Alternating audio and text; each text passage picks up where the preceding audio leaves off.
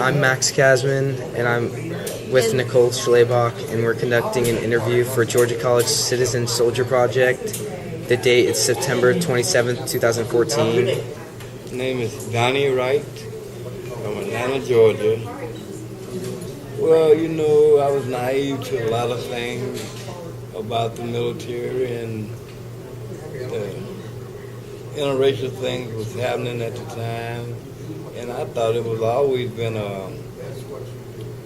integration, like I said, being naive, not knowing there was desegregation. And I got in the military, I found out that it was still the same in there than it were on the outside of the military. There was a lot of races on both sides, you know, white and blacks, and whatever, but other than that, it just wasn't what I expected. That kind of gave me that 360 turnaround as far as making the military my career. You know, it gave me a lot of insights on just think where I want to be, you know, due to all the other things was going on in my surroundings. So I ended up getting out of the military. What do you wish you had known ahead of time before joining? Actually, I just wish I'd have known about the super prejudice.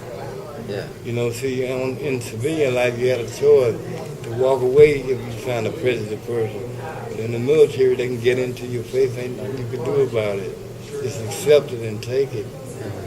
And that's what we had to do. I mean, we wasn't really treated equal, you know, as far as man to man. Yeah.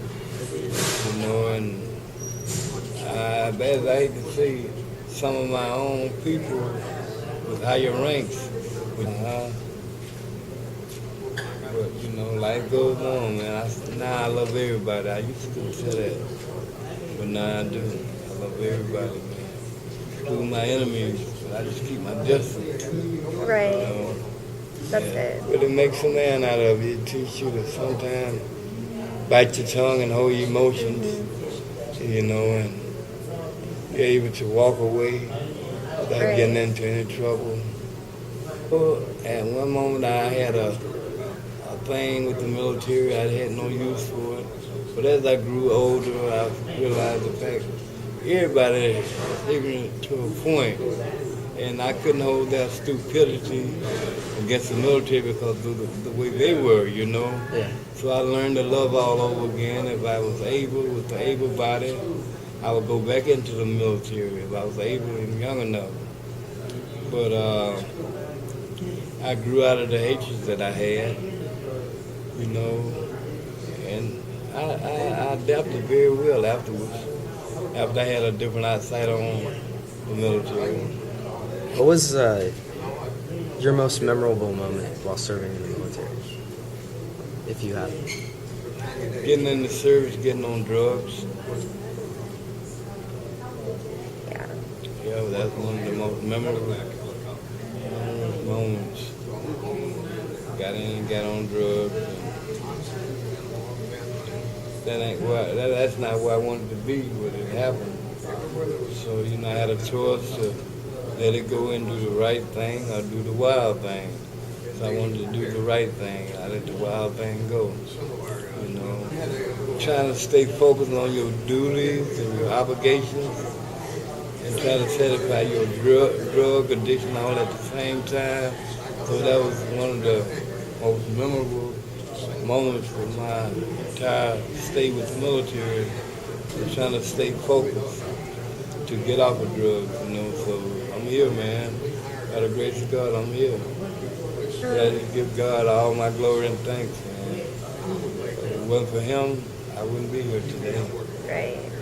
When you had downtime in the military, how did you entertain yourself? Downtime? Mm-hmm. Chasing women, for one. And that 3.2% alcohol beer that we call beer. And a lot of social gatherings that we had, you know, like cookouts, picnics and stuff. I mostly entertain myself in that way. How did you stay motivated in times? Well, my family was my motivator. They kept me motivated with our conversations, because I think during the time I was here in the States, I only had 1 or 2 passes, 14-day leaves or something, I don't quite remember. But the kind words my family, we shared with one another, that kept me on the straight and narrow. I was gonna say, do you think there might be World War III in our lifetime? Great possibility. It could even go beyond that. I truly believe, because our country, we always dipping in somebody else's pot, one way or another, you know. So we're gonna dip into the wrong pot one day and get our hands burned. Yeah. You know, trying to fight another person's battle, man. You know, I think we will have more wars, serious wars before it's all said and done.